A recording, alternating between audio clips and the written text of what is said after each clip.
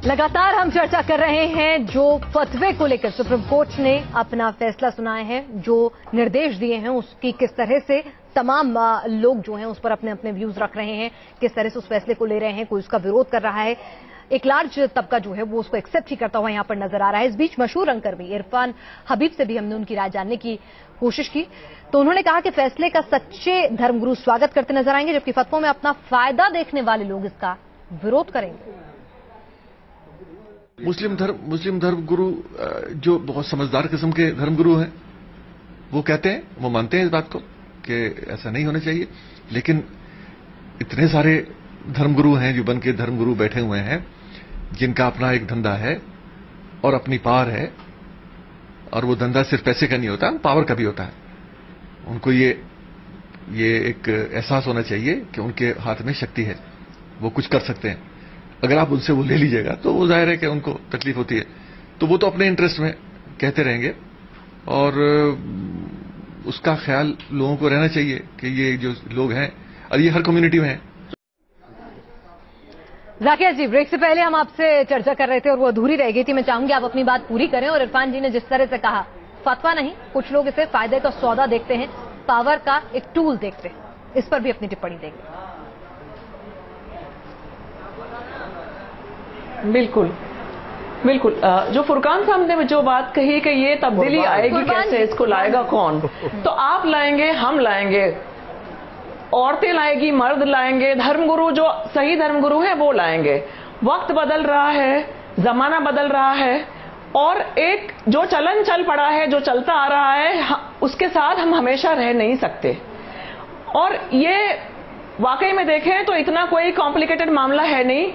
चीजों को इतना ऑब्फस्केट करने की जो एक साजिश चलती आई है बहुत सालों से, उसको कहीं ना कहीं अब उसके ऊपर होल्ड करने की जरूरत है। नूर जी, सीधी सीधी बात है, साफ बात है। अगर हमारा यकीन है हमारे मजहब में बदलने की जरूरत बता रहे हैं, इंसाफ का मजहब है, बराबरी का शरिया को भी बदलने की जरूरत है, उसके इंटरप्रिटेशन को भी अब आज 200 साल बाद, कुरान के लिखने के 200 साल बाद उसका इंटरप्रिटेशन होना शुरू हुआ, और आज तो हम 21वीं सदी में आके खड़े हो गए। देखिए, मेरा कहना ये है कि जहां तक ये बात है कि हमको इसका इंटरप्रिटेशन, प्रॉब्लम सबसे ज्यादा बड़ी यही है कि जो कुरान शरीफ कहता है उसकी सही इंटरप्रिटेशन नहीं है। आज के दौर में जो इंटरप्रिटेशंस हो रही हैं वो अपने फायदे के लिए हो रही हैं। अगर कुरान शरीफ को सही मायने में देखा जाए, सही रोशनी में देखा जाए, सही तरह से प्रैक्टिस किया जाए, तो इन सब चीजों की नौबत ही नहीं आएगी, ना कोई फतवे की जरूरत है। अगर हर मुसलमान अपनी कुरान शरीफ को अपने, नूर जी कह रही है कि सही इंटरप्रिटेशन नहीं हो रही है यहाँ पर, अगर सही कुरान शरीफ की अगर सही इंटरप्रिटेशन नहीं आ रही है।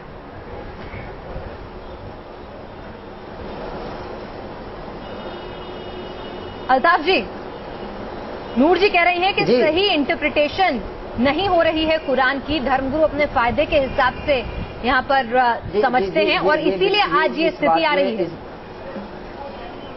इस बात में थोड़ी बहुत सच्चाई भी है कि इस्लाम धर्म का जो कानून आया, इस्लाम का जो कानून कुरान ने बताया, उसका कुछ मिसयूज आजकल हो रहा है, और गलत तरीके से कुछ उलमाए कराम उसको अपने फैसले को अपने मकसद के लिए, अपने फायदे के लिए, ये बिल्कुल सही बात है। लेकिन एक अभी जो भाई ने बताया कि इस्लाम के अंदर जो फतवे आ रहे हैं, या जो इन्होंने बताया कि भाई ये पावर का ये है, तो उस चीज़ को आप क्यों ये कर रहे हैं? ये बात सही है कि बिल्कुल ये गलत हो रहा है, लेकिन हकीकत ये है कि अगर किसी को मानना है तो माने, ना मानना ना माने, उसमें इतना बड़ा इशू बनाने की कोई ज़रूरत ही नहीं है। नहीं, इसलिए है ज़रूरत कि फिर आप कहते हैं कि शरीयत खतरे में है, इस्लाम खतरे में है। नहीं नहीं नहीं, ऐसा कोई नहीं कहता है। ऐसा ही है। अगर कुछ लोग आज इस प्रोग्राम में भी जो 4-5 धर्मगुरुओं की बाइट आई है, खतरे में कहा गया है, तो आप फिर मानिए कि सुप्रीम कोर्ट ने जो कुछ कहा है वो सही है, और आप उससे बाइट रहेंगे। नहीं नहीं, सुप्रीम कोर्ट का जो फैसला है वो बिल्कुल सही है। तो फिर आगे से सलमान खान के खिलाफ जैसे फतवा जारी हो जाता है कि भाई आप सच्चे मुसलमान नहीं हैं, उनकी गैर मौजूदगी में ऐसे फतवे जारी नहीं होंगे, अब क्या इन पर रोक लग जाएगी? अगर देखो, नहीं, इस्लाम के अंदर अगर वो इस्लाम से हट के कोई काम करता है, वो कोई XYZ और कोई पर्सनल किसी का नाम लेने का कोई मकसद नहीं। अगर वो काम दूसरा बंदा भी करता है तो उसको नहीं बोलेगा ना। कुरान ने पूरी चीजें बता दी है। पर आज सुप्रीम कोर्ट ने कहा है कि जब तक फतवा जारी नहीं हो सकता, जब तक वो शख्स मौजूद नहीं है, तो क्या इस तरह के फतवे अगर जो किसी सेलिब्रिटी से ताल्लुक रखते हों, क्या वो जारी होना बंद होंगे? क्या होने चाहिए? पब्लिसिटी के लिए सेलिब्रिटीज जो इस किस्म की सेलिब्रिटीज होती है, वो फिल्म एक्टर हो या कुछ और हो, इन किस्म के लोगों के लिए बंदा पब्लिसिटी लेने के लिए इस किस्म के फतवे मंगा लेता है। और ऐसे लास्ट टाइम पे बाकायदा इस किस्म के स्टिंग ऑपरेशन भी हुए थे जिसमें पैसे देके फतवे लिए गए थे। तो उन फतवों का तो हम भी विरोध करते हैं। फिर मंगवा लेता जब फतवा। शिवाजी, तो फिर फतवा बंद नहीं होना चाहिए? वही तो, फतवा फैक्ट्रीज बंद होनी चाहिए जहाँ फतवा मैन्युफैक्चर किया जाता है जरूरत के मुताबिक और वेस्टेड इंटरेस्ट के मुताबिक। सवाल ये है कि भाई आज की तारीख में आप मुसलमान घराने के अंदर इंसाफ की बात करने देंगे या नहीं होने देंगे? इंसाफ आएगा, इस्लाम आप शर्मिंदा करेंगे इस्लाम को कि अल्ताफ जी शर्मिंदा कर रहे हैं? आप अपने कमजोरों के साथ, आप अपने मजलूमों के साथ, पसमानदा के साथ और औरतों के साथ नाइंसाफी करते रहेंगे? सवाल ये पैदा होता है। अच्छा, दूसरी बात शरीयत, देखिए जहाँ तक शरीयत का सवाल है, सऊदी अरब में शरीयत का कानून है कि औरत ड्राइविंग नहीं कर, कार नहीं चला सकती, और ईरान में शरीयत का कानून है कि औरतें कार ड्राइवर होती हैं, टैक्सी ड्राइवर होती हैं। तो ये तो हर तरह की शरीयत आपको जैसा सूट करता है। मर्दवादी व्यवस्था है, शरीयत का हवा सिर्फ इसलिए खड़ा किया जाता है कि कहीं महिलाएं जो दबा कुचला वर्ग है वो कहीं खड़ा ना हो जाए, अल्ताफ जी करने लगे। फतवे अगर फैक्ट्री की तरफ से, आप खुद कह रहे हैं स्टिंग ऑपरेशन हुए कि पैसे देके फतवे जारी होते हैं और कहीं ना कहीं शरीयत के इंटरप्रिटेशन जिस तरह से शिवाजी ने कहा अलग अलग है, तो फिर फतवों का क्या औचित्य? देखो, फतवे का मैंने इससे पहले भी बोला और अभी फिर बोल रहा हूँ कि फतवा अपनी जगह पर कायम है और फतवा कोई जबरदस्ती कोई आलिम देता नहीं है। अगर आपने कुछ उसी से राय मांगी कि इस मामले में क्या बनता है, तो नहीं गए थे राय मांगने के लिए, या बहुत सारे ऐसे फतवे हैं? कोई और तो गया था, कोई XYZ तो गया था। मैंने वही बात बताई, सलमान खान के लिए क्यों राय मांगेंगे? कोई बंदा अपनी पब्लिसिटी के लिए, पब्लिसिटी के लिए तलाक पे रोज फतवे मांगे जाते हैं कि क्या एक सिटिंग में तलाक जायज है कि नहीं, और ये कह दिया जाता है कि हाँ जायज है। ट्रिपल तलाक जायज है कि नहीं, कह दिया जाता है जायज है। उसके हिसाब से फिर अदालतें फैसले भी करती हैं। औरत की गैर मौजूदगी में तलाक जायज है कह देना सही है? किस हद तक सही है?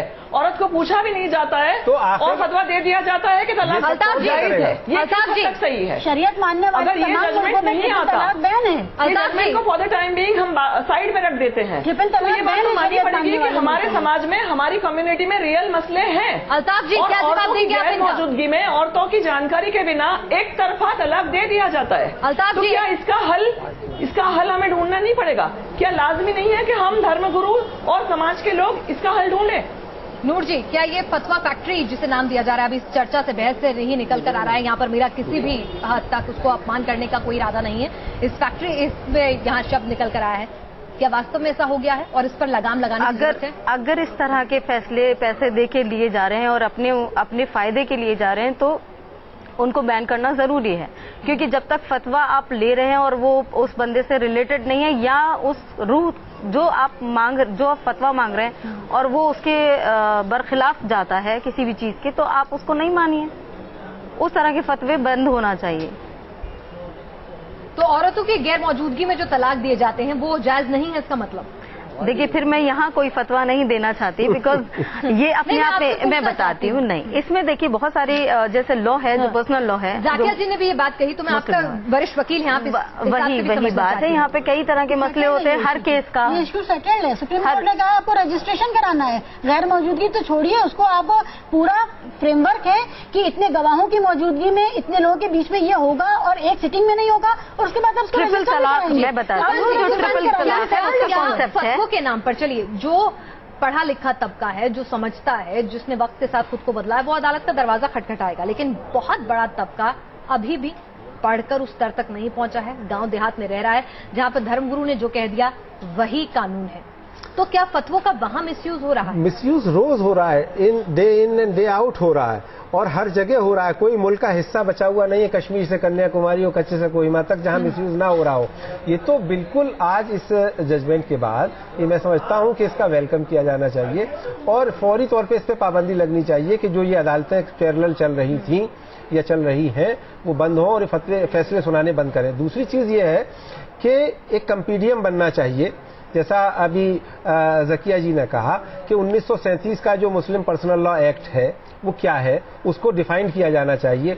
जब जब ये पर्सनल लॉ की डिबेट आई है तब तक ये कहा गया है कि कंपीडियम बनना चाहिए, कोडिफाई किया जाना चाहिए और ये मालूम होना चाहिए कि आखिर हम कौन सा इस्लाम मानेंगे। कौन सा स्कूल ऑफ थॉट जो है वो प्रिवेल करेगा, या फिर ये कि 4 करेंगे तो चारों का भी अलग अलग उसको गवर्नमेंट किस तरह से या अदालतें किस तरह से मानेंगी। जब तक ये नहीं होगा, मौलवी तो इस मुल्क का सुबह से शाम तक यही काम करते रहेगा। कोडिंग होनी बहुत ज्यादा जरूरत है ताकि मिसयूज यहाँ पर ना हो, लेकिन जब यूनिफॉर्म सिविल कोड की बात आती है तो फिर से धर्म पर खतरा मंडरा रहा है, इस तरह के बयान आते हैं। तो उसको हम चर्चा को आगे बढ़ाएंगे आज के फैसले से, लेकिन उससे पहले आज के फैसले पर तमाम धर्म गुरु जो हैं, सियासतदान जो हैं, क्या कुछ कह रहे हैं, आइए उनके व्यू पॉइंट्स भी सुन लेते हैं।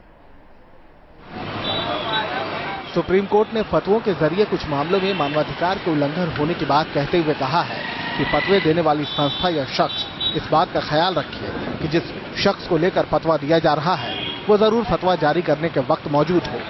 मुस्लिम धर्मगुरु सुप्रीम कोर्ट के फैसले का स्वागत तो कर रहे हैं, लेकिन उनकी फिक्र ये भी है कि इस फैसले की बिना पर कुछ गलत तत्व फतवों और दारुल कज़ा के फैसलों को चुनौती दे सकते हैं। जो ये आई है कि ये फैसले जो बाइंडिंग नहीं होंगे, इससे ये जरूर एक मसला पैदा होगा कि जब फैसले इन दारुल कज़ा में किए जाते हैं तो जिस पार्टी के अगेंस्ट फैसला होगा तो वो कहीं ना कहीं उसको इस सुप्रीम कोर्ट के फैसले के का सहारा ले करके उसको ना मानने की उसके पास एक बहुत बड़ा जवाब पैदा हो गया है, जो कि हम समझते हैं कि आगे हम लोगों के काम करने में जरूर दिक्कतें पैदा करेगा। सुप्रीम कोर्ट ने यह भी कहा है कि शरीयत कोर्ट के फैसलों की कानूनी मान्यता नहीं है। इस पर मुस्लिम धर्मगुरुओं का कहना है कि दारुल कज़ा कोई अदालत नहीं बल्कि एक संस्था है और जो कोर्ट ने कहा है वो पहले से ही सामने थी। ये चाहे पंचायत के मौलवी हों या दारुल कज़ा हों या काजी हों या मुफ्ती हों, तो वो कभी ये क्लेम नहीं करते कि हम भी जज हैं, हमारे पास एग्जीक्यूटिव पावर है या कोर्ट को हम चैलेंज करते हों, ऐसा कभी नहीं है। धर्मगुरुओं के मुताबिक दारुल कज़ा जैसी संस्थाओं के जरिए छोटे मोटे निजी झगड़ों या विवादों पर सलाह दी जाती है और इसके जरिए कोर्ट में जाने वाले मामले कम हो जाते हैं। कोर्ट के बर्डन को हल्का करने के लिए अगर छोटे छोटे इश्यूज को, छोटे छोटे केसेस को अगर हम आपस में फैसला कर लें, तो अगर ये छोटे छोटे इश्यूज भी कोर्ट में चले जाएंगे तो फिर तो लाखों केस हो जाएंगे। सुप्रीम कोर्ट के फैसले का मुस्लिम धर्मगुरु खुले दिल से स्वागत कर रहे हैं और वो बार बार इसी बात पर जोर देते दिख रहे हैं कि दारुल कज़ा या दारुल इफ्ता जैसी संस्थाओं ने कभी ये ऐलान ही नहीं किया कि वो अदालत है या अदालत के समकक्ष है। लेकिन साथ ही साथ उनका ये भी कहना है कि इन संस्थाओं की अपनी सामाजिक और धार्मिक अहमियत भी है। Team news nation. चलिए, और हमारे साथ लगातार हमारा पूरा पैनल इस पर बातचीत करने के लिए जुड़ा हुआ है। जाकिया जी, यहाँ पर कुछ धर्मगुरु ये भी कह रहे हैं कि जो पूरा फैसला है गलत नजीर जो है वो पेश कर सकता है भविष्य में चल के।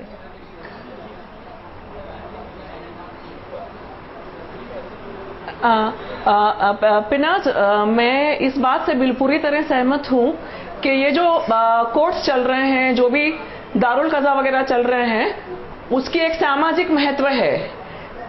सामाजिक महत्व ये है क्योंकि कम्युनिटी गरीब है, बैकवर्ड है और हमारा लीगल सिस्टम इतना महंगा, इतना पेचीदा और इतना टाइम कंज्यूमिंग है कि हर ऑर्डिनरी जो कपल है या ऑर्डिनरी औरत है या ऑर्डिनरी मर्द है वो लीगल सिस्टम को एक्सेस नहीं कर सकता है। और these institutions are really serving a purpose in our society। लेकिन सही तब होगा जब ये लोग सही मायने में कुरान में जो औरतों के हक दिए गए हैं उसके बारे में समझें और उसके बेसिस पे वो अपना जजमेंट दें, न्याय दें, ओपिनियन दें, काउंसिल दें, जो भी दें। जी चलिए, वो औरतों के डेट्रीमेंटल अगर जजमेंट्स देते रहेंगे, औरतों की गैर मौजूदगी में जजमेंट्स देते रहेंगे, क्योंकि इन पैरेलल इंस्टीट्यूशंस तक भी औरतें नहीं पहुंच सकती हैं, सिर्फ मर्द पहुंच जाते हैं। मर्द अपनी बात रख देते हैं और अपना मनपसंद फतवा वहां से लेके आ जाते हैं और औरत को पोस्ट कार्ड डाल के या चिट्ठी डाल के या फोन करके या किसी के जरिए बता देते हैं। जी चलिए, तो कहीं ना कहीं ये जो कदम है, बिल्कुल ये जो कदम है कि जिसके खिलाफ जो भी पार्टी इन्वॉल्व है उस फतवे के संदर्भ में उसकी मौजूदगी होनी चाहिए। सुप्रीम कोर्ट का आदेश जो है ये शायद कुछ मददगार साबित हो। हमारे साथ विश्वलोचन मैदान साहब इस वक्त जुड़ गए हैं, जिन्होंने सुप्रीम कोर्ट में याचिका डाली थी। विश्वलोचन मैदान साहब, आपको क्या लगता है ये फैसला आपके लिए बड़ी कामयाबी है एक, या फिर कहीं ना कहीं आपने जो बातें सुप्रीम कोर्ट के सामने रखी थी, कहीं ना कहीं वो बातें तो नहीं मानी गई? नहीं, मेरे लिए तो ये कामयाबी इतनी हद तक है कि मेरी सारी बातें तो मान ली गई हैं। जो